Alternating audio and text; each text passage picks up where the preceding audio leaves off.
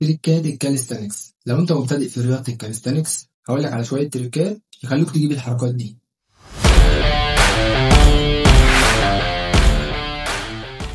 أول حاجة البيزكس، الأساسيات. لازم تتقن أشكال التمارين دي زي العقلة، الضغط، المتوازي، وتجيب لحد 10 عدات فيما فوق.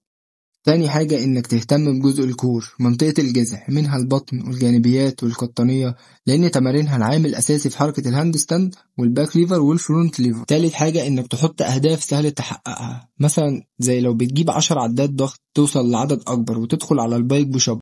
لو نفسك تبقى لاعب كاليستانكس ومش عارف تبدأ إزاي، في الفيديو ده هقولك على شوية حاجات يخلوا مستواك من كده لكده.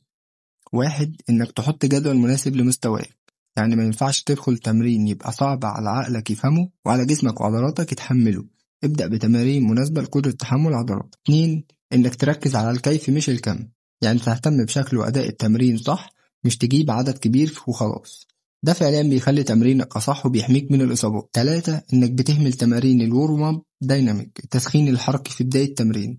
لازم تبدأ بتسخين المفاصل والعضلات بشكل تدريجي وتهيئ الجسم للحمل الزائد عشان تتفادى الإصابات. صدقني بلاش تجرب الإصابات خصوصا في الكاليستانكس. كده تكون فهمت تبقى لاعب كاليستانكس. شاركني تمرينك في الدقيقة.